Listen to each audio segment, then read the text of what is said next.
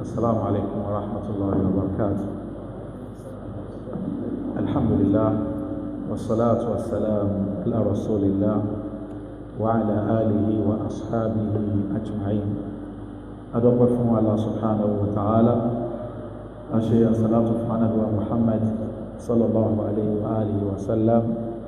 أتياوان عليه أتياوان صحابة أبي الله يقبل واتتي ìrọ̀lẹ́ jùmọ̀ àyè kọ́lọ̀kọ́ mọ́sá àgbà ní ìdọ̀sí fún wa gẹ́gẹ́ bí a sì máa ń ṣàlàyé yurafu sharafu al-ilmi bi sharafi al-ma'lum tàbá fẹ́ ma bí ìmọ̀ká ṣe pàtàkì tó ìta nǹkan bẹ ènìyàn fi ma pàtàkì rẹ̀. tafsiru al-Qur'an al-Karim ìjókòó tí ó pàtàkì jùlọ ni torí pé èyí tó jẹ́ gáràjì tó jẹ́ èròǹgbà onílò láti gbọ́ àjọyé ọ̀rọ̀ ọlọ́run ọba gẹ́bí kan nínú àwọn sálàfùnà sọ́ọ̀lẹ́ gẹ́bù ṣe ṣe àlàyé fún wa Abdullahi ibn Awn al-Basri ó ní thalathun uhibbuhunna li nafsi wa li ikhwani ó ní nǹkan mẹ́ta ni máa ń wù mí fúnra mi àtàwọn màyá mi وني هذا القرآن أن يفهموه ويسألوا عنه وني القرآن طلع بانا سواي وما هو ميكا وما يان كدوي انتي أبا سوق فوان بي كي وبير نتوري بي إما بيريتما القرآن الكريم هداية يوجكي إيام ما بين يوسشي لو جابوا أنه سيسيما صلافنا الصالح kama wadi nípa túmọ̀ al-Qur'an. Ìyàwó Aisha radiyallahu anha ó máa ń ṣe bẹ́ẹ̀ lọ́pọ̀lọpọ̀, àwọn sahaba Ànábì Muhammad ó máa ń ṣe bẹ́ẹ̀ lọ́pọ̀lọpọ̀.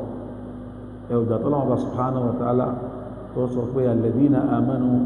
wa lam yalbisu imanahum bidhulm, àwọn olùgbàgbọ́ òdodo tó jẹ́ pé ìmánì wọn dá kankan nínú àbùsípọ̀ wọn. wọ́n dàtà yẹ sọ̀kalẹ̀ shaqqa ala ashabi rasulillah, àyà yẹn ó káwọn sàábé sí yọ́yọ́ àwọn ń béèrè ní béèrè láàrin ara wọn pé ayyuna la yazlim nafsa ta ni nínú wa tí ó wá ní ibi tó ti ṣe àṣìṣe tó pé àbòsí lè túmọ̀ tán bá lè yàn sàbòsí ó lè túmọ̀ àṣìṣe ta ni nínú wa tí ó láṣìṣe ọlọ́wọ́ bá dẹ̀ ní àwọn ìgbàgbé òdodo nǹkan kan nínú àbòsí nínú àṣìṣe nínú àmàṣe tàbá fẹ́ túlẹ̀ pé wọn àpapọ̀ mọ́ ìmánì wọn ulaika lahumul amnu wa hum muhtadun ọlọ́ni àwọn ènìyàn ni wọ́n ní fọkànbalẹ̀ àwọn sì ní ẹni tó mànà so báyà ṣe wá nìyẹn pé olùgbàgbé òdodo tó yẹ pé kò pa àbòsí kankan kò sábòsí kankan lọ́rọ̀ ẹ̀ àwọn sàábé shaqqa alayhim nǹkan yẹn ó lágbára lára wọn títí tó fi wá di kó wọn bí anábì sallallahu alaihi wasallam tánàbí sọ pé sallallahu alaihi wa alihi wa sallama ipe laysa kama tadhunnun anábì níbẹ̀ sọ́nà kọ́ ló ṣeré o innama huwa kama qala Allah ta'ala àbòsí tọ́lọ̀ bá ń sọ ń bí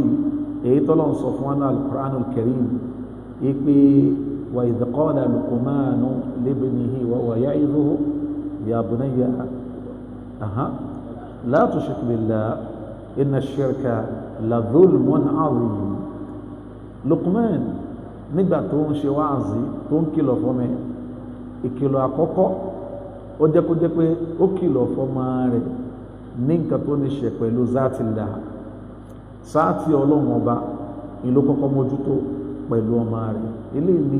ẹ̀kọ́ tí gbogbo bí náà dọ̀dọ̀ kọ́ gbogbo ń ta bá fẹ́ fún ọmọ ní ẹ̀kọ́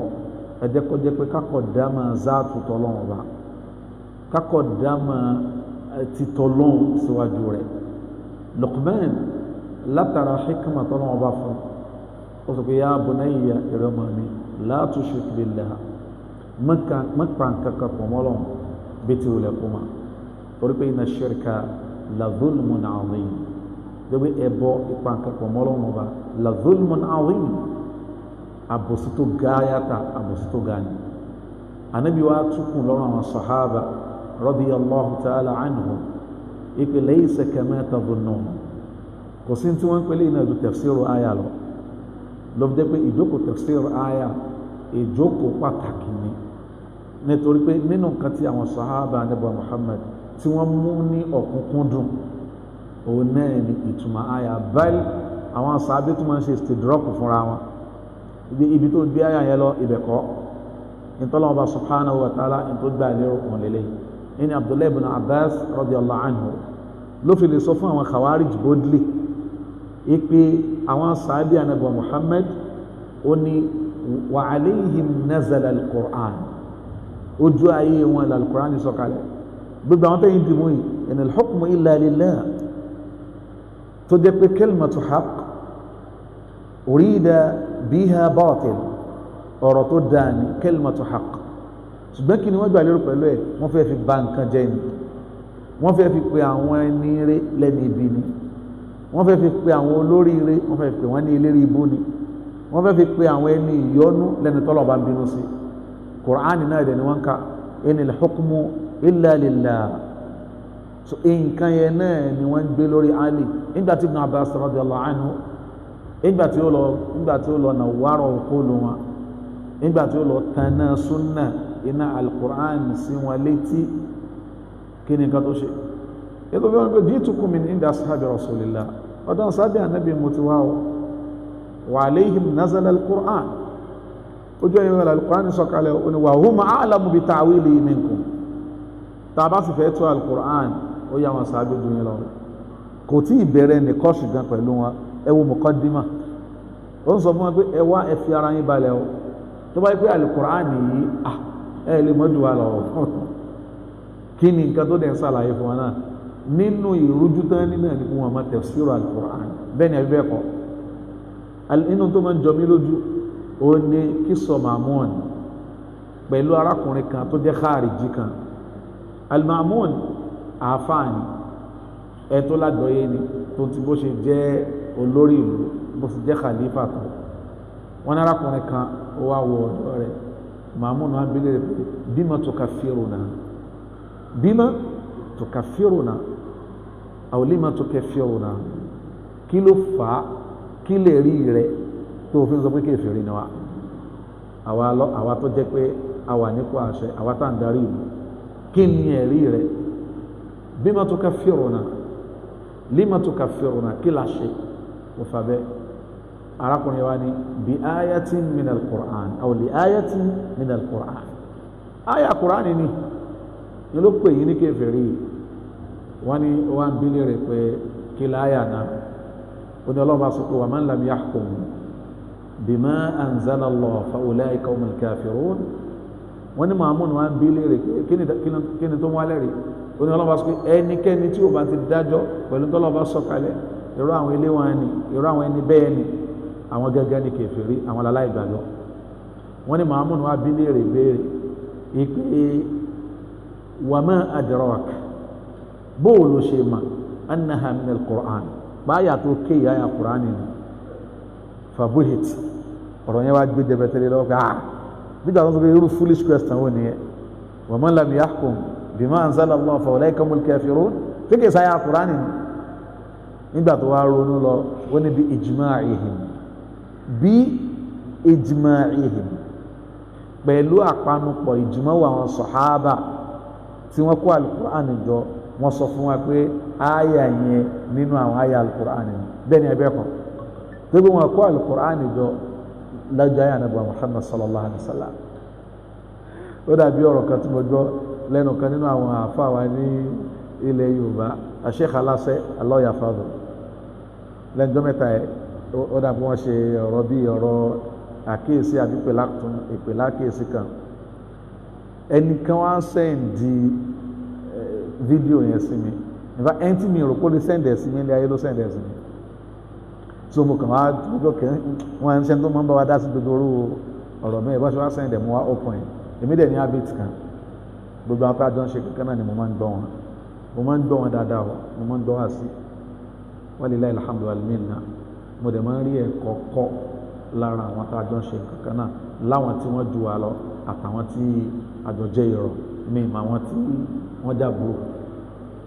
ṣùgbọ́n ìrọ̀ ni mo mà pé gbogbo àwa yòókù tájú wa lórí dáadáa, bí irú àwọn sheikh, bí irú àwọn akram wọn, mo rí wa gẹ́gẹ́ bí ìrọ̀, bí irú àwọn sheikh. so kọ́lọ́ọ̀bá subhanahu wa ta'ala kó jẹ́ kí gbogbo wa ká nígunlẹ̀ dáadáa. mo wá ń gbọ́ wá sí Sheikh Aláṣẹ,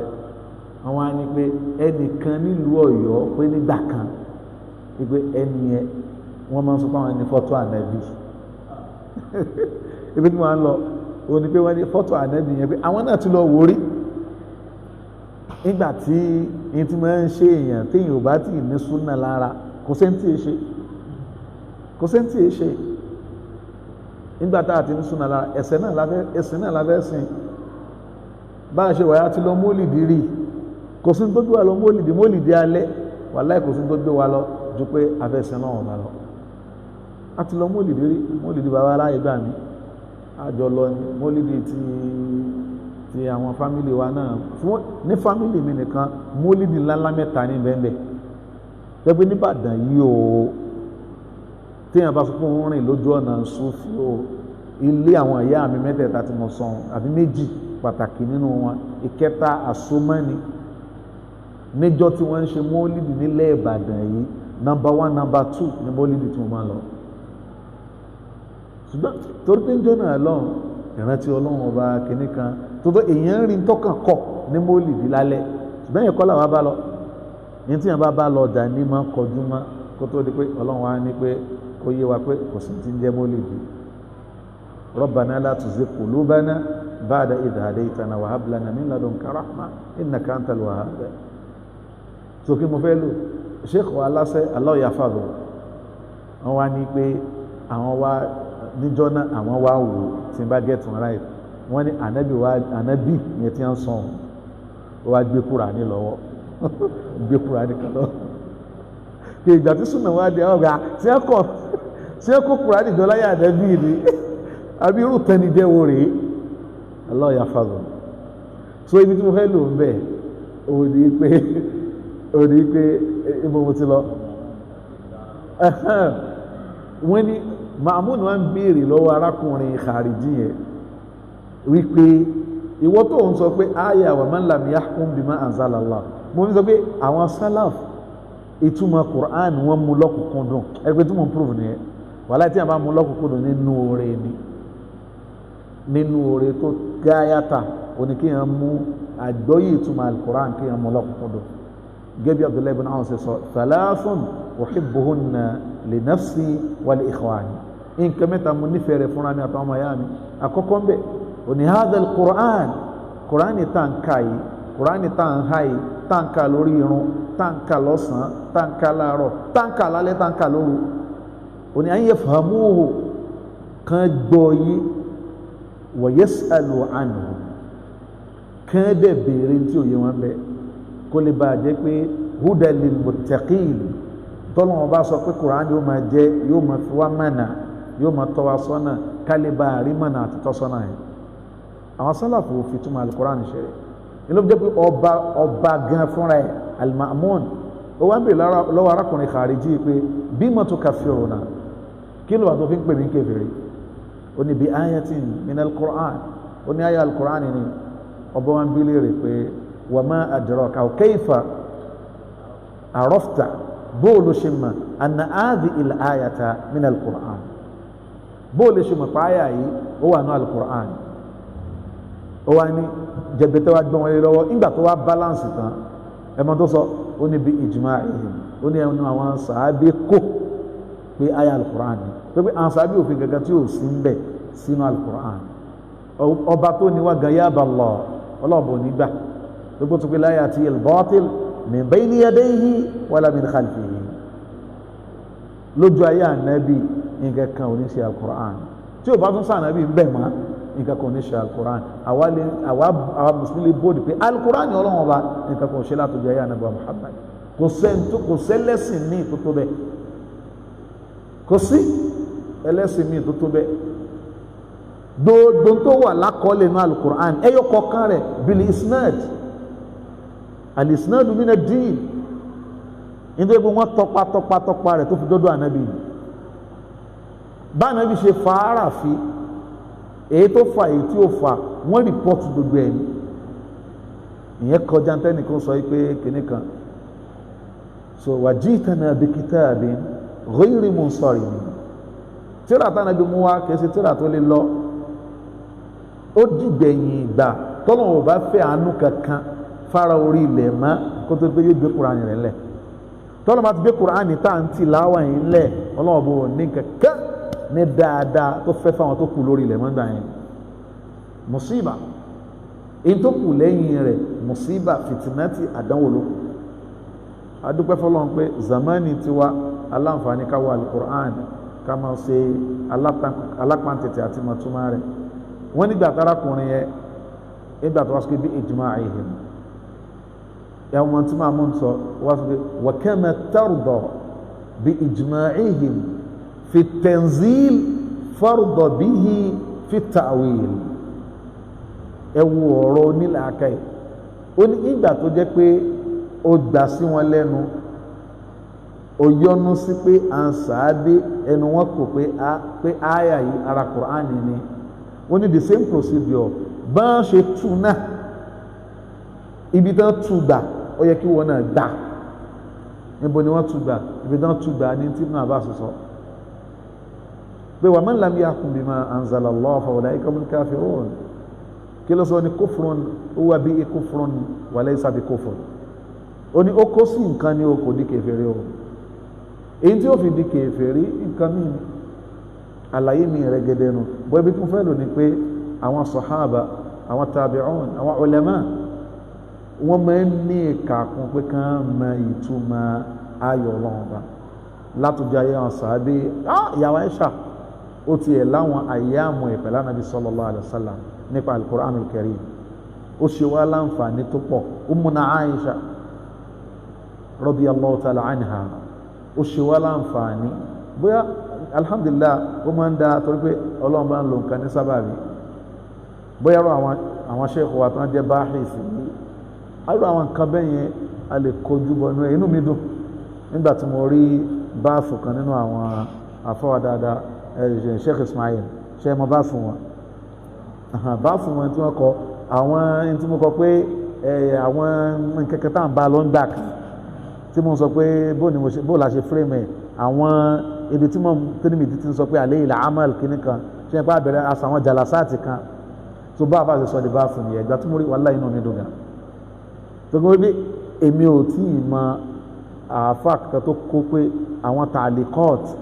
Imam Tirmidhi rahimahullah ta'ala lórí àdìsí tí wàá sọ pé wal amalu alayhi inda alil ilmi pé àdìsí àwọn àáfà gbà pé a mọ̀ mú lò pé kò sí nǹkan kan tí ó wà nínú àdìsí tá a yọ ọ́ lẹ̀ nínú ìdájọ́ ẹ̀sìn wa àbí gbogbo àwọn alfáàz bẹ́ẹ̀ àti àwọn jalasáàtù kan níwọ̀nba nípa rẹ̀ alhamdulillah àfáàdé mú lóde di báàfù wọ́n dẹ̀ sọ di báàfù tí wọ́n fi náà la ẹ̀dẹ̀ dárájà gbàgbórẹ́ ọ̀sùn wọn Allah yubarik fi èyí àfáwà ẹ̀ máa tẹ̀síwájú ní ta fẹ́ nù wallahi alazim ní ta fẹ́ nìyẹn each time tí gbogbo yín bá ti ń dé pẹ̀lú àwọn nǹkan yẹn lọ́tùnlọ́tùn inú mi máa dùn gbogbo yín tó máa ń múnú mi dùn ò ní pé ọlọ́run bò ní jẹ́ kí ẹgbẹ́ èèyàn ò ní ṣe kíni ẹgbẹ́ èèyàn ẹ̀yìn èèyàn ò ní fẹ́ ìsìdúrọ́kù ó tètè máa ṣẹlẹ̀ wọ́n tètè máa gúnyàn kẹ́sẹ̀ pé yes bí ṣe máa lọ nìyẹn àbí ọlọ́run bá subhanahu wa ta'ala pé àfẹ́lẹ́ àfiṣe fáàrí o wà láàfin dúpẹ́ fọlọ́run bá ní wa amma bi ni'mati rabbika fahaddith pé kó jẹ́ pé lápò ọ̀tún lápò òsì yàn àwọn ẹlẹ́kọ̀ọ́ bí manel kelma tọ́lọ́n tẹ̀ tí kò yé ó túmọ̀ sí pé ẹmu tí wọ́n sọ la takhlu al-umma min khayr la takhlu al-umma min khayr dáadáa ìjáfa ìgbàgbọ́yé ìnímọ̀ aláyẹ yóò máa tẹ̀síwájú náà àlèhùn máa ní àbí ọlọ́run bá subhanahu wa ta'ala gbogbo wa kó dá níjọsìn fún wa kọ́lọ́run bá kó ṣe ní hujjatun lana la alayna so kọ́lọ́run bá kó ṣe ní hujja fún wa kó má ṣe ní hujja lé wa lórí bi rahmatihi wa huwa arhamur rahimin so eléyìí ni mo fi ṣe tọ́lák ni mo ṣe ọ̀pákùtẹ̀lẹ̀ pé ìjókòó tá à ń jó wà láì ìjókòó tó dáa ni ó máa ń wú èmi náà lórí ipe ọlọ́run ọba ó rọ̀ fún wa láti sọ pé kódà bó ṣe àyà kan balighu anni walau àyà ká mú àyà kan torí pé tá a bá ti kà á kò síjọ́ tá a máa rọ̀ pẹ̀lú ẹ̀ kò síjọ́ tá a kọjá lára àyà yẹn tí ń ta lẹ́ẹ̀nì yẹn nínú túmọ̀ nínú payọ ọlọ́run ọba tí ò ní sọ kúlẹ̀ lọ́kàn wa àbí bẹ́ẹ̀ kọ́ ni àbí ọlọ́run ọba subhanahu wa ta'ala kò tún ṣe bẹ́ẹ̀ àwọn ṣéèkù wa ẹjọ ẹ má bá a káyà yẹn lẹ́yọ̀ kọ̀ọ̀kan idhnillahi ta'ala ká bẹ̀rẹ̀ ẹ bẹ̀rẹ̀ láti di wa qalu lan yadkhula al-jannata illa man kana hudan aw nasara.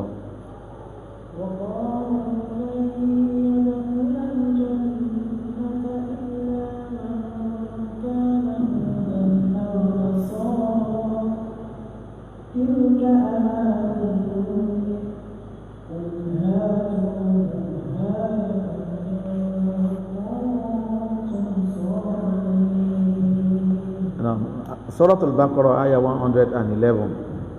Allah bá ń sọ fún wa nípa àwọn alul kitab khususan àwọn Yahudi Allah bá ní wa qalu àwọn Yahudi ń sọ pé lan yadkhula al-jannata illa man kana huda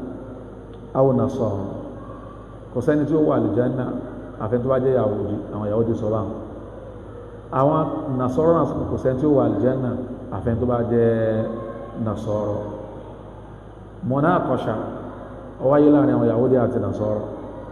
Yahudi ń kílèmù pé àwọn lọ́mọ aljanna Nasara ń kílèmù fún Yahudi pé àwọn náà lọ́mọ aljanna ọlọ́ni wa Nabi sallallahu alaihi wasallam tilka amaniyuhum ọlọ́ba ní èyí tí wọ́n ń rò ní amaniyuhum olúwa ní èrò bú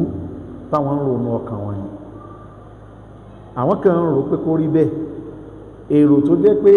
ó tako wákẹ́ èrò tó tako pàápàá bọ́lọ́wọ́ ṣe bá wọn lò ní Yahudi ń kílèmù pé àwa la wà lọ́nà Nasara ń kílèmù pé àwa la wà lọ́nà ìrìn tilka amaniyuhum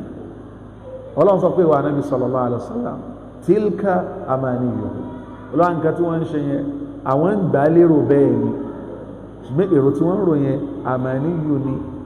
èrò kérò èrò tí ò lè wá sí musẹ́ ni ọlọ́run qul hatu burhanakum in kuntum sadiqin ìwà Nabi sallallahu alaihi wasallam sọ fún wa pé ẹ mú ẹ̀rí yín wá ẹ mẹ́rin kalẹ̀ tẹ́ bá jẹ́ olódodo. Sheikh wa Sayyidi alayhi rahmatullah wọ́n ní táyà ìtumọ̀ sí ni pé annal yahuda pé qala al yahud pé àwọn yahudu sọ pé lan yadkhula al jannata illa man kana huda, èyàn ò lè fi aljanna sèrè jẹ́ bí ó bá jẹ́ yahudi. àwọn nasara ni ẹkú mbẹ́ wa qalat an nasara nasara sọ pé lan yadkhula al jannata illa man kana nasara, kò sẹ́ni tí yóò wà aljanna àfẹ́ni tó náà bá rìn lójú ọ̀nà Kristi tó jẹ́ Nasara. Olúwa ní fahakamu li anfusihim bil jannati, àwọn náà wọ́n wá dájọ́ pé aljanna táwọn nìkan ni àwọn làwọn wà aljanna. Olúwa ní wa hadha mujarradu amani ghayru maqbula. Sheikh wa Sayyidi wọ́n ní tí wọ́n sọ yìí mujarradu amani, wọ́n kàn sọ lásán ni, wọ́n kàn ń ro èrò asán ni. Olúwa ní Sheikh ní èyí tí wọ́n sọ yẹn ghayru maqbula. àfọ́ní tafsir wọ́n ní kò wọlé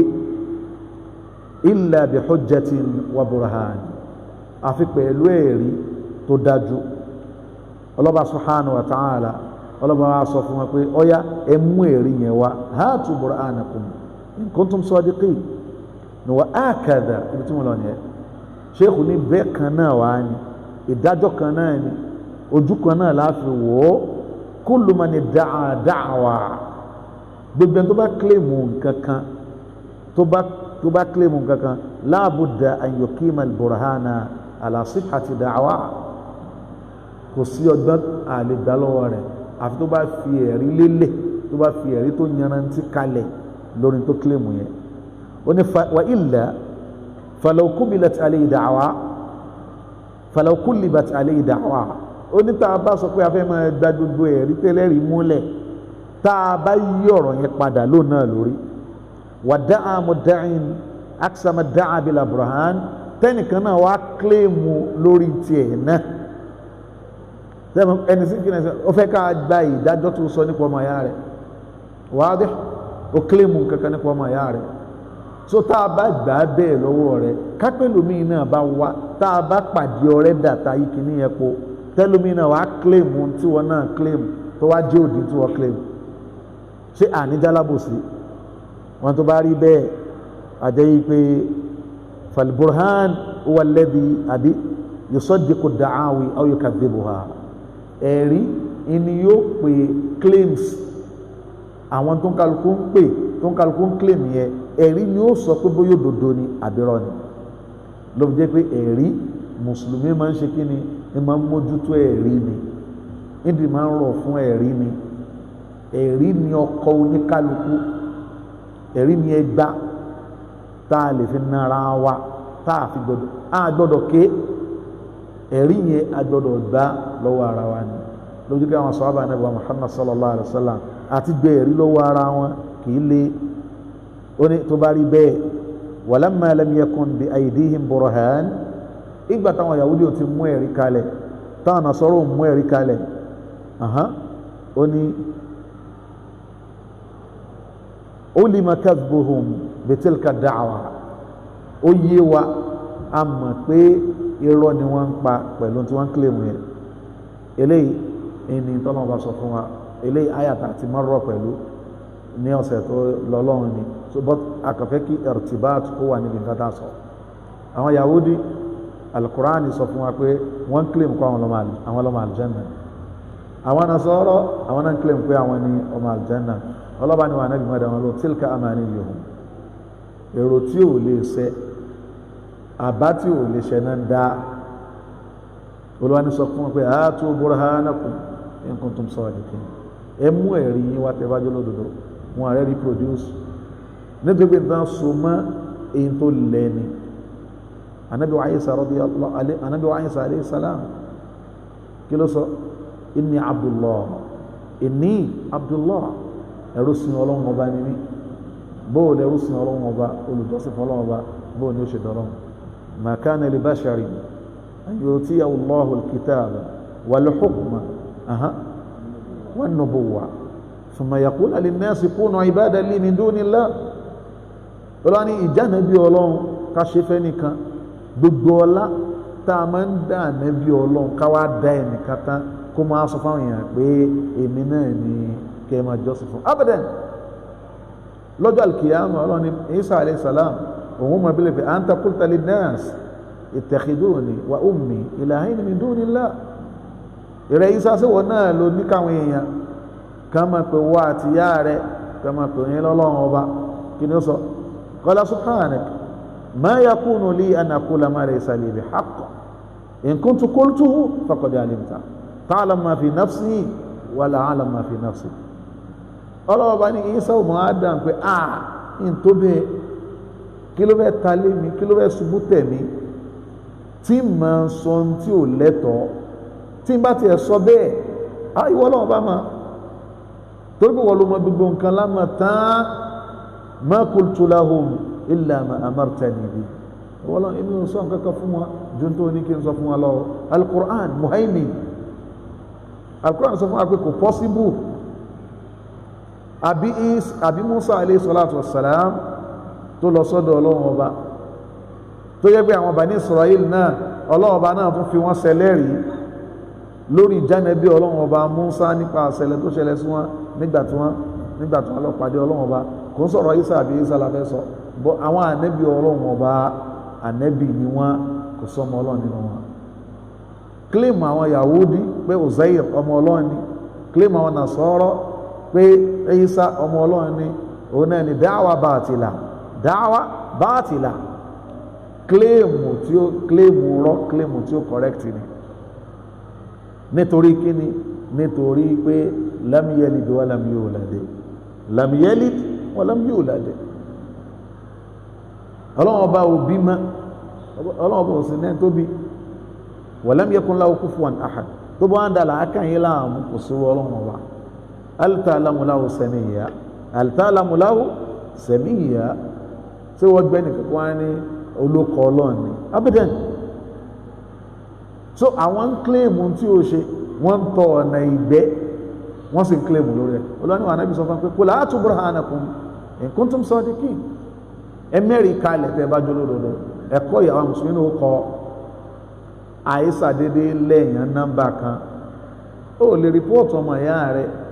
ó lè rìpọ́ọ̀tù ẹ̀kọ́ ní kájà bẹ́ẹ̀ lọ́wọ́ rẹ̀ ilé ìsì Islam in ja'akum fasiqun binaba'in fatabayyanu. So kéèyàn gbìyànjú kó jẹ́ pé ẹ̀kọ́ yá ìta Al-Qur'ani ń kọ́ wa ká máa tẹ̀lé ká má kàn máa sọ̀rọ̀ ká má kàn máa kílèmù tí ó sí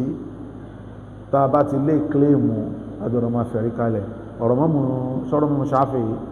tí mo mú wá níjọ́ tafsir tó ń sọ pé mímú Ṣáfi'í sọ pé bó ló ṣe wá ad-da'awa gbogbo tá à ń pè ní kílèmù idha lam takun ala bayyinatin aw bayyinat tẹni tó claim ẹ̀ ò bá ti establish ẹ̀ pẹ̀lẹ́ rí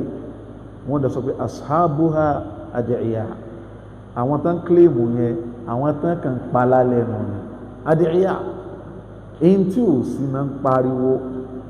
ẹ̀kọ́ yá yìí ká kàn bẹ́ẹ̀ nìyẹn pé tá a bá gbọ́ nǹkan kan nípa ẹnìkan àbẹ́nìkan bá claim nǹkan kan pé ayna dalil ẹlòmílẹ̀ ní tẹ́ bá bí pé ayna dalil yóò mọ̀ bínú ni kí ló fà á wọ́n ṣe máa ń bíyàn pé bọ́ọ̀lù ọ̀nà wà téyàn wà sọ dìjà kí àwọn sọ pé ní sẹ Bódìjà o pé mo kàn fi ṣàpèjúwe ni o pé ọjà Bódìjà oúnjẹ rọ̀jú bẹ́ẹ̀ wọ́n ní ẹjọ́ bóò ni màá ṣe bóòlù àṣẹ máa gbàdé Bódìjà kí wọ́n á mo sọ wọn wílẹ̀ kó wájú mi kò yẹ kó rí bẹ́ẹ̀ wa amma as-sa'ila fala tanhar inú tí wọ́n amma as-sa'ila fala tanhar wọ́n gbé ẹ̀ tó bá jẹ́ àfa àwọn tán bá jẹ́ tulabul ilm tán bá jẹ́ ọmọ akẹ́kọ̀ọ́ ẹ̀sìn tán bá ń béèrè pé ẹ dákun yìí tẹ́ ẹ sọ ẹ dákun àlàyé báyìí ẹ bá wa ṣe lẹ́kùnrẹ́rẹ́ kò tó inú tí àwòlẹ̀ ti rí so wàá masáìlà fala tanhar so tó bá rí bẹ́ẹ̀ gbogbo tó ń kálukú bá fẹ́ claim ó gbọ́dọ̀ máa establish ẹ̀ ọlọ́sùgbé bala wọ́n fi dá padà fún wa kí ni tí wọ́n bala naam ikra.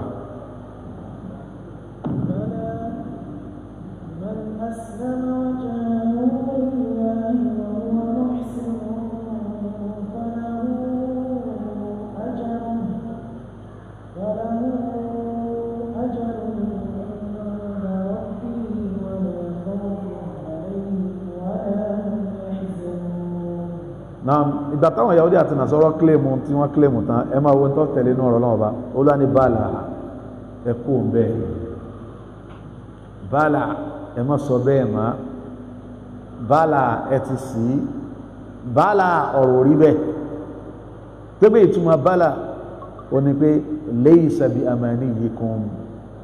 wala bi da'awakum nǹkan méjì ni ẹgbẹ́ kílèmù kalẹ̀ ẹ wá ń tàn mẹ́rin lórí kílèmù yẹn Olúwa ní bàálà ẹ kó díẹ̀ bàálà ẹ má sọ bẹ́ẹ̀ má bàálà ẹ bára yín dà sọ́hùn bàálà ẹ kó dídò bàálà ay laysa al-amru kadhalik Olúwa ní kò rí bẹ́ẹ̀ o ẹ̀yin kọ́ lọ́mọ àlùjánnà o ẹ̀kọ́ wo ló wà ń bẹ̀ yẹn ká tó tẹ̀síwájú ẹ̀kọ́ tó wà ń bẹ̀ ni pé ẹni tó bá gbé kílèmù tí ó tó rọ̀ǹgì wa káwọn gbé bàálà bàálẹ̀ kó bẹ́ẹ̀ o bàálẹ̀ gbẹ́nu kú omi tó gbẹ́nu sí ọ̀rọ̀ rí bẹ́ẹ̀ ay laysa al-amru kadhalik Olúwa ní kò rí bẹ́ẹ̀ o man aslama wajhahu lillah Olúwa ní ẹni tó bá jura rẹ̀ lẹ̀ fọ́lọ́ man aslama wajhahu lillah Olúwa ní ẹni tó bá jọ̀wọ́ ojú ẹ̀ tó jọ̀wọ́ ara rẹ̀ lẹ̀ fọ́lọ́ wa huwa muhsinun tó wá ń ṣiṣẹ́ rẹ̀ falahu ajruhu inda rabbihi irú ẹni ni yóò ní ẹ̀san rẹ̀ tí ó wà lọ́dọ̀ Ọlọ́run ọba bá mú wala khawfun alayhim wala hum yahzanun irú àwọn ilé wọn ni la khawfun alayhim kò sí payà fún wọn wala hum yahzanun kò dẹ̀ sí bànújẹ́ fún wọn àwọn tọ́lọ̀ bá ń dúró ibi làwọn sàhábà Ànábì Muhammad tó bí ṣe mọ̀ pé ìpín mẹ́ta ló wà níbi hiwaru yìí àbí muhawara yìí ìpín Yahudi ìpín Nasara mafhum ìpín Yahudi ń kílèmù pé ẹ̀yin Nasara ẹ̀lẹ́ wà aljanna wà láwà aljanna o ìpín tí Nasara sọ pé ẹ̀lẹ́ wà aljanna wà láwà aljanna o Ọlọ́run wá sọ pé wà Ànábì sọ pé qul hatu burhanakum ẹ fìdí ọ̀rọ̀ yín múlẹ̀ in kuntum sadiqin ní tẹ́ ẹ sọ yìí ẹ mẹ́rin ẹ̀wà ẹ fìdí ẹ̀ múlẹ̀ wọ́n ní bala Ànábì sọ pé bala laysa al-amru kadhalik wọ́n ní kò rí bẹ́ẹ̀ ẹ̀yin ò gbà ẹ̀yin náà ò gbà ó túmọ̀ sí pé nígbà míì èèyàn méjì á máa fa nǹkan tó sì jẹ́ pé orí òdo làwọn méjèèjì wà ìyẹn pọ̀ ní social media gan ó pọ̀ ní social media ẹ̀rọ àwọn èèyàn tó máa làágùn ẹnìkan lè sọ kankan nípa Islam nígbà tẹ́lẹ̀ mi náà bá tó mú jàwábù ẹ̀ wá bó ń fẹ́ defend jàwábù yẹn náà tún máa rùn yóò tún máa rùn yóò gbẹ́gbẹ́ subhanallah tó yẹ pé èèyàn wà sókè laysa bi amaniyikum wala bi amaniyi bẹ́ẹ̀ tí ń rò kọ́ báwọn ilé náà ti ń rò kọ́ Olúwa sọ Olúwa wá dájọ́ pé bala yàní Olúwa ní ọ̀rọ̀ pé ọ̀rọ̀ àlìjẹ́nnà kìí máa sọ̀rọ̀ èrò lálìjẹ́nnà inna sil'ata Allahi ghaliya ẹ̀wọ̀n tánà bí sọ ní oní inna sil'ata Allahi ghaliya wa sil'atu Allahi al-janna ìntọ́lọ́wọ́ bá subhanahu wa ta'ala tó pèsè sínú àlìjẹ́nnà olówó lórí kìí sùn fẹ́ ẹni tó náà bá fẹ́ wà àlìjẹ́nnà yẹn yóò ṣiṣẹ́ ni yóò tẹ̀ lójú ọ̀nà ànẹ́bì ni Olúwa ní bala Olúwa ní àtẹ̀yìn àtàwọn ẹlẹ́jọ́ sí o Yahudi ẹ̀ sí o Nasara ẹ̀yìn náà sí o Olúwa wá júwe nígbà tí ó wà júwe ó wá júwe àwọn sàábé nígbà sàábé ń ṣe man aslama wajhahu lillah man aslama wajhahu lillah ẹni tó bá jọ̀wọ́ ojú ẹ̀ fọ́lọ́run ẹni tó bá ṣe kí ni tó bá jọ̀wọ́ ojú ẹ̀ tó bá jọ̀wọ́ rẹ̀ fọ́lọ́run ọba wa huwa muhsinun tó tún wá ń ṣe rere falahu ajruhu inda rabbihi wala khawfun alayhim wala hum yahzanun ẹ̀san rẹ̀ ń bẹ lọ́dọ̀ Ọlọ́run dè bá mú bákan náà kò ní sí ìpayà fún wa kò dẹ̀ ní sí ìbànújẹ́ kò ní sí fún wa ẹ jẹ́ kí a ka ọ̀rọ̀ Sheikh ibn Sa'idi wọ́n ní ay laysa bi amaniyikum wa da'awikum ọ̀rọ̀ àlìjẹ́nnà kìí ṣe pẹ̀lú bẹ́ẹ̀ ṣe ń rò kìí ṣe pẹ̀lú kílèmù man aslama wajhahu lillah wọ́n ní túmọ̀ pé èèyàn jọ̀wọ́ ojú rẹ̀ fọ́lọ́run أي أخلص لله أعماله متوجها إليه بقلبه الله صمد wọ́n ní ìtumọ̀ pé èèyàn jọ ojú ẹ̀ fọlọ́n ó ní akhlasa lillahi a'malahu gbogbo ṣe rẹ̀ pátá ó ṣe nítorí ọlọ́run wa wàláì gbogbo tí a bá ṣe níṣẹ́ olórí bó ṣe tó téèyàn ò bá ti ní ikhlas lórí èèyàn ṣòfò ṣẹ́ni o àwa tá a wà lójú ọ̀nà yìí àwa ni ewu wájú káwọn èèyàn jókòó síwájú èèyàn bẹ́ẹ̀ ṣe jókòó yìí ewu ni o wàláì ewu ni o ikhlas sì ní ìbádà qalbiyya ní inú ọkàn ni ọlọ́run nìkan ló sì mẹ́rin tí ń ṣe tiẹ̀ torí tiẹ̀ faliwahidin kún wahidan fi wahidin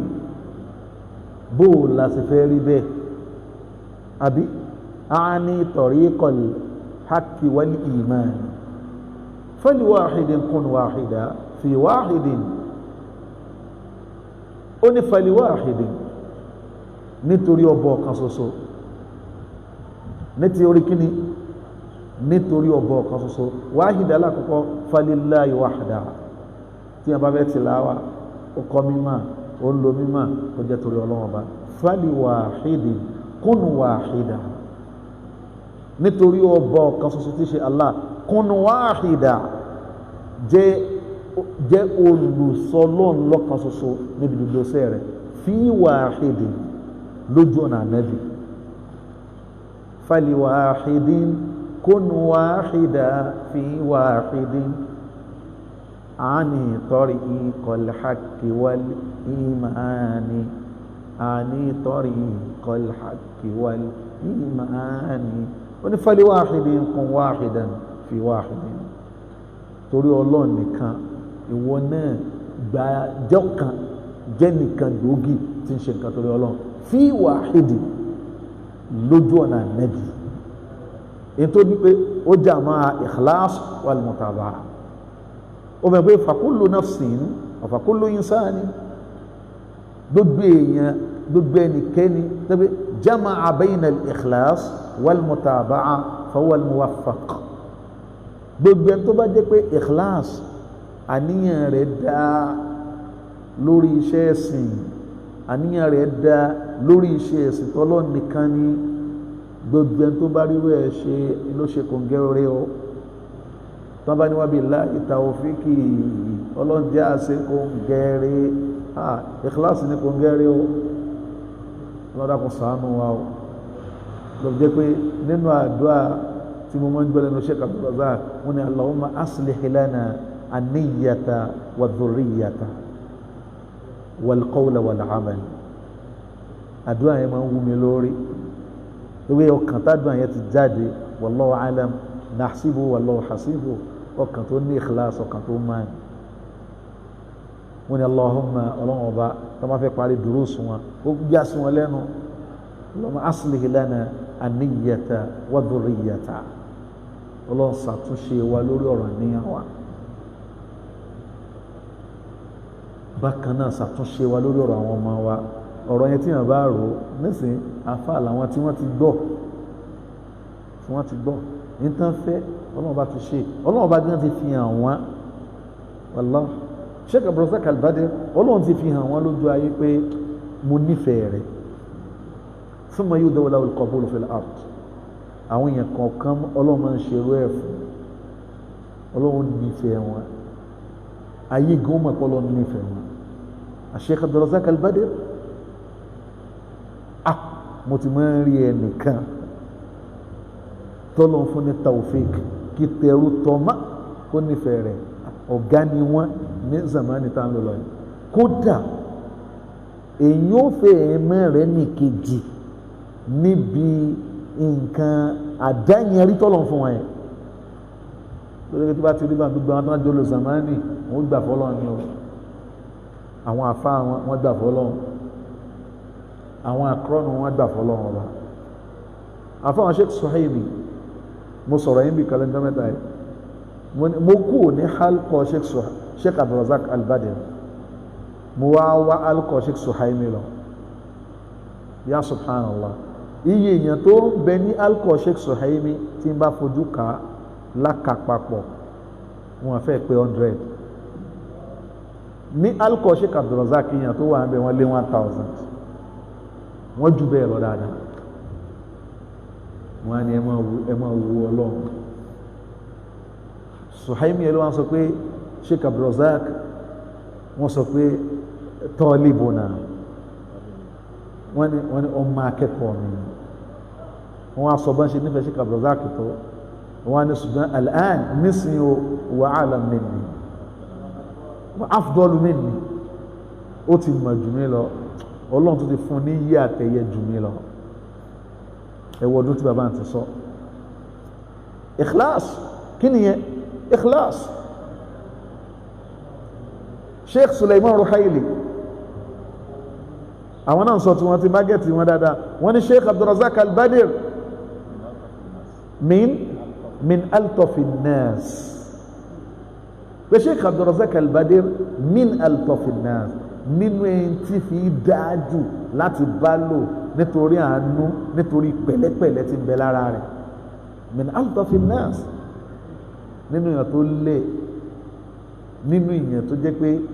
nínú èèyàn tó dáa tó dùn súnmọ́ ni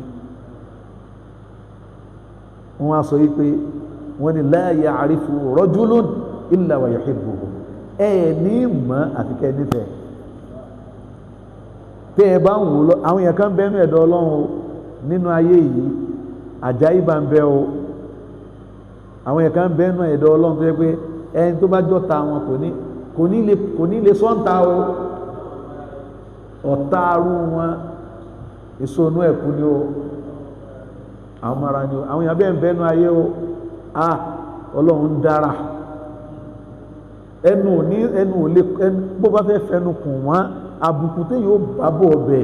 yóò kọjá ojú ẹ̀ wọ́n ni la ya'rifu rajul ẹnìkan ò ní mọ̀ illa wa yuhibbuhu àfi kí yẹn nífẹ̀ẹ́ rẹ̀ wa ana ushidu Allaha ala hubbi Sheikh Suleiman Ruhaili wọ́n ni mo á fọ́lọ́ ṣẹlẹ̀ rí kó mo nífẹ̀ẹ́ rẹ̀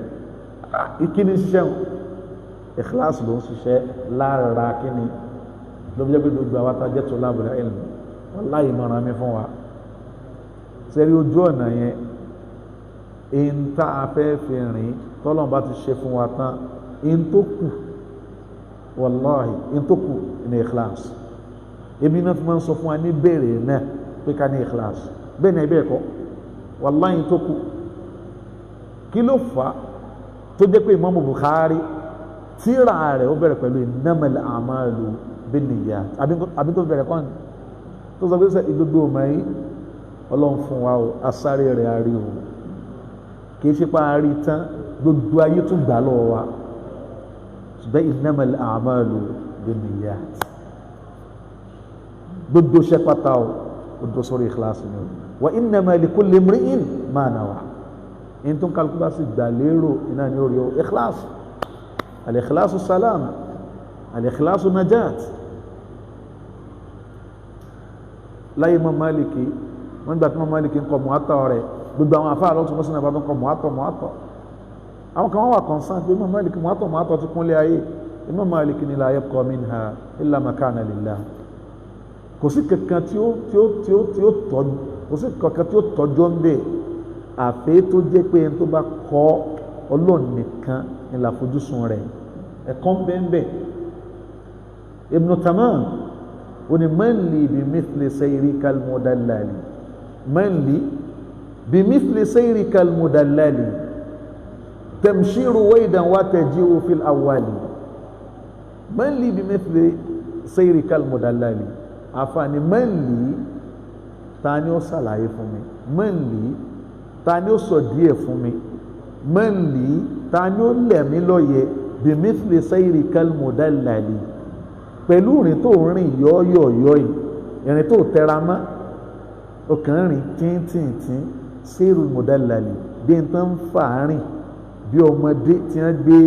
kọ́mọ rìn fún tí wọ́n rìn tagataga oníta ní wàá sọ àṣírí tí ń bẹ lábẹ́ ẹ̀rìn tagetage tó ń rìn fún mi tamshiru waydan gbogbo ayé ń sáré ìwọ sì rọra rìn bó ṣe rìn yẹn wà tẹ̀jí òfin àwùwálì iwájú ní gbogbo ayé sì ń bọ̀ kí ni ju yẹn al-ikhlas al-ikhlas gbogbo ẹni tó bá ti kẹ́kọ̀ọ́ Allahumma barik ló fa alùbáríkà sí ẹgbẹ́ bí tí mo ti bẹ̀rẹ̀ pé gbogbo àwọn àfáà yìí alhamdulillah inú mi máa ń dùn tí bá rí wọn àti àwọn akọ́ọ̀nù wọn àtàwọn tó ju wọn lọ àtàwọn tó wọn tó wọn lójú ọ̀nà yìí táwọn èèyàn bá ń kẹ́kọ̀ọ́ tí bá ń yé wọn inú mi máa ń dùn ni inú mi máa ń dùn ni nítorí níwọ̀n bá tèmi náà àfá mo mọ bí mo forí jágbó lọ èmi yìí kàn sọ ni torí ìnídìí ẹ̀ tí bá rẹ̀ tọ́lọ̀ ń ṣe nǹkan fún yẹn fún tí kìí sọ̀rọ̀ à ń bọ̀ tó ti dé inú mi máa ń dùn àwọn à ń bọ̀ gan inú mi máa ń dùn sí wọn ṣùgbọ́n ó wà máa ń kú pé àfá ọlọ́njogún ikhlas fèmí àti yín o ọlọ́njọ́ jẹ́ torí ọlọ́run ọba o torí pé ma kana lillah gbogbo tó bá jẹ́ tó ń bá kí yóò máa sẹ́kù ní wà ma kana li ghairi yìí fá ní kí ó tí wọ́n kọ́ mi ń dọ̀nù so correct bí wọ́n ṣe kọ́ mi nù mo kékeré wà kúnlẹ̀ kífà wàláhì bí wọ́n ṣe kọ́ mi ń dọ̀nù amúlòkó mo ti kọ́ lọ́dọ̀ àfáà mi ó ní máa ká tuntun sọ tí ì ní sọ ma kana lillahi bá kí wà ma kana li ghairi llahi fá ní so correct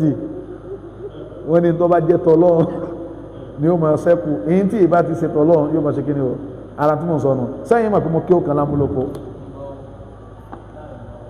mo kéke olé òkè àkúnlẹ̀ kí o mo kéke àkúnlẹ̀ kí èmi máa sọ ni o so mo ti dúpẹ́ lọ́dọ̀ Ọlọ́run tí n bá ń ráwọn tí wọ́n ń sọ pé Ọlọ́run ọmọ ṣe àwọn eléyìí máa ṣe à ń bọ̀ àmọ́ ti dé mà ní àbí Ọlọ́run ọba subhanahu wa ta'ala gbogbo àwọn tí ń bọ̀ Ọlọ́run jẹ́ kan dé lójú ọ̀nà ilé mi sọ èmi ò sọ lọ́sùn o so almuhimmu in tá ń sọ níbẹ̀ ò ní pé Ọlọ́run ọba subhanahu wa ta'ala ikhlas olúwa ń júwe àwọn sàábé ó ń júwe àwa mùsùlùmí ó ní man aslama wajhahu lillah pé àwa mùsùlùmí a máa ń jura wá lè fún tọ́lọ́run wa huwa muhsin a máa ṣiṣẹ́ rẹ̀ tó bá yẹ pé tí àgbọ̀n mọ̀tá ń bá lọ ní èyí ò ní ikhlas ó tẹ́lẹ̀ a máa wá máa yẹn wallahi jam'ul ilmi mamduh kéèyàn nímọ̀ kó pọ̀ wallahi nǹkan tí máa dá olórí lọ́rùn ní kán bẹ nínú àwọn ọmọ àyà wa tó yẹ pé wallahi mo máa ń gbádùn ẹ̀ lọ́pọ̀lọpọ̀ nítorí pé ibi tọ́lọ́wọ́n bá kẹ́ àfáàdé wallahi alazim kò sí nǹkan tó náwó sí nínú ojú ọ̀nà yìí ọkàn mi máa ń balẹ̀ pé ó tọ́nà dárin ọlọ́ọ̀bá ṣe fátìwù yẹn fún ọlọ́ọ̀bá ní al-Fattah láti máa ń sílẹ̀kùn fún yàn àwájọ wà níbi kan lánàá mo ní afá inú mi máa ń dùn sí yín aláì concern tá a máa ń nínú ni pé concern pé àwa àti yín kọlọ́run sọ máa jẹ́ kí nǹkan mi ò jẹ́ múradì wa ju tọ́lọ́run ọba lọ wallahi concern yẹn náà ni abẹ́ ọlọ́run ọba àtàwọn àti gbogbo ẹni tó ń rìn lójú ọ̀nà ọlọ́dàkùn má jẹ́ àkọsẹ̀ o tí wọ́n bá ti kọsẹ̀ níbi ikhlas èèyàn ti finish tí n tẹ́yàn bá ti ń ṣe ìbẹ́ ti ṣe tọ́lọ́run ọba ya subhanallah ó dàbí ọ̀rọ̀ tí Ibn al-Jawzi sọ Ibn al-Jawzi onígbà míì tó ń bá wo Ibn al-Jawzi ya subhanallah ní lẹ́tọ̀ Ibn al-Jawzi ẹ máa wo ayé jọ̀njọ̀n wọ́n ní àwọn èèyàn 120,000 máa wà bẹ́ẹ̀ ní wàásì ó ní ẹ̀rọ wa máa ń bọ̀ wọn pé ìwọ Ọlọ́run táwọn ilé ìbáwá àlùjánnà mọ́mọ́ jẹ́ mi ọ̀wọ́ náà ó ládùúgbò kan ẹran mi létí màá wá títí next week mi fẹ́ kó tẹ̀ wrongly ni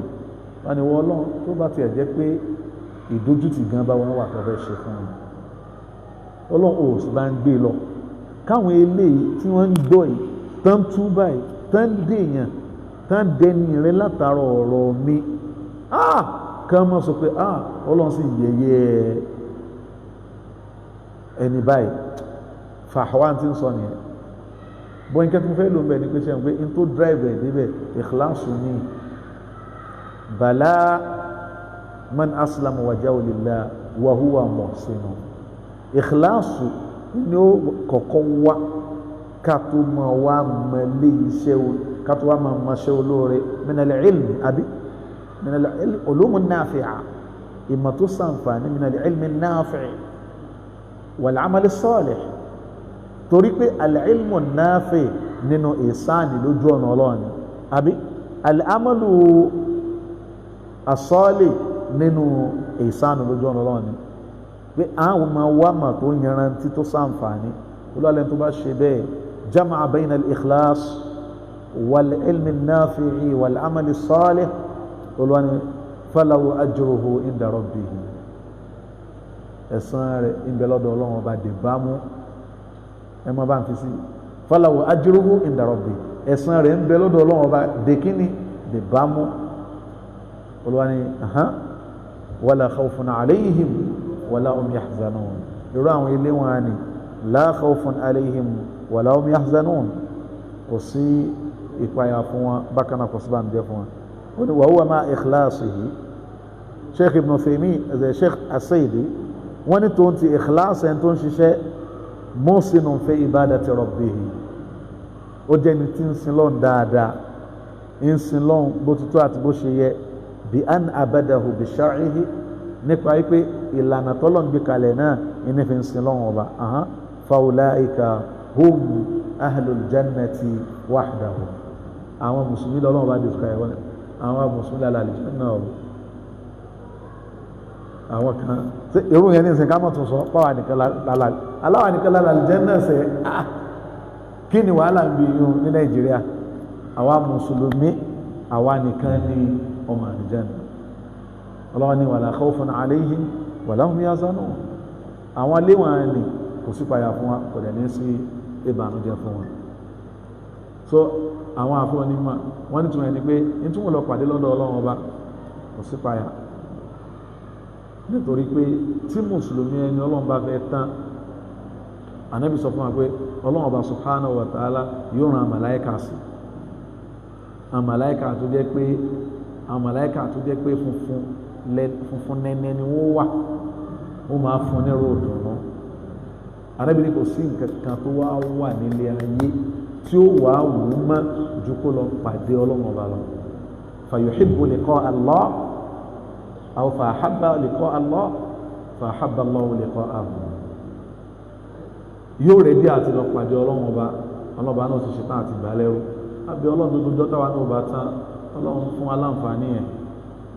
kan màláíkà máa wá kan máa sọ yàtọ̀ an-nafsu tayyiba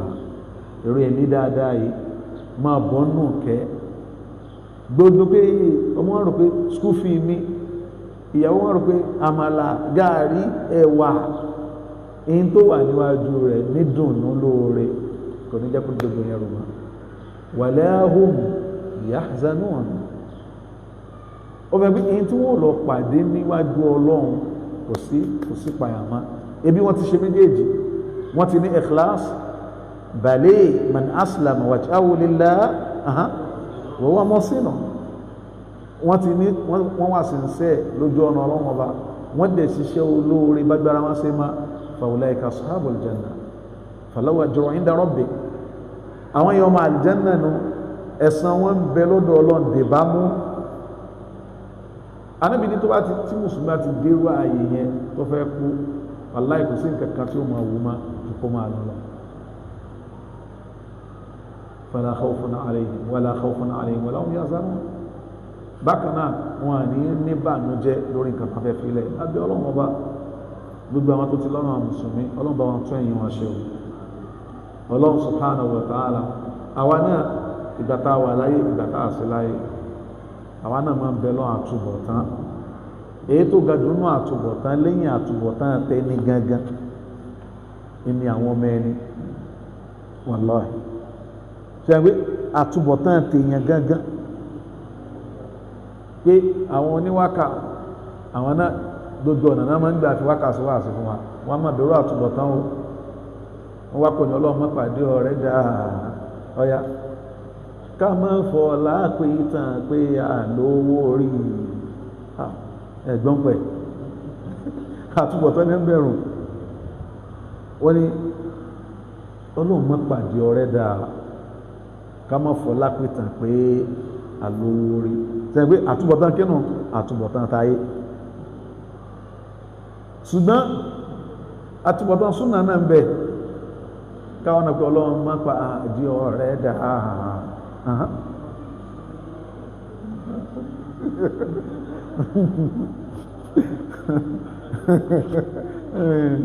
المهم àtúbọ̀tán ayé bí àtúbọ̀tán alkiyama ń bẹ̀rẹ̀ ẹni tí ó dá lánà tí ó ní dámọ́lẹ̀ ni watlu alayhim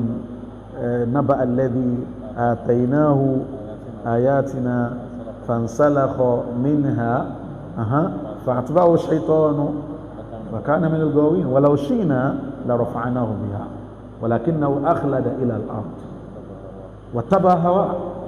akhlada ila al-ard ìtumọ̀ náà ni pé ó sọ ìkìláàsù nù wàtábà hawa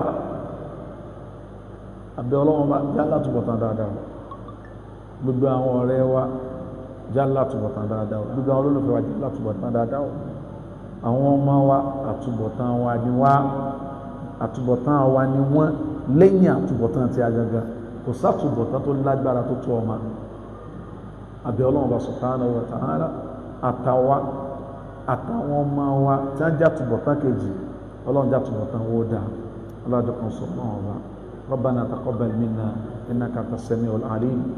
wa tub 'alayna ya mawlana innaka anta at-tawwabur rahim rabbana la tuzigh qulubana ba'da idh hadaytana wa hab lana min ladunka rahma innaka antal wahhab rabbana atina fid dunya hasana wa fil akhirati hasanatan wa qina adhaban nar allahumma aslih lana dinana الذي هو عصمة أمرنا وأصلح لنا دنيانا التي فيها معاشنا وأصلح لنا آخرتنا التي فيها معادنا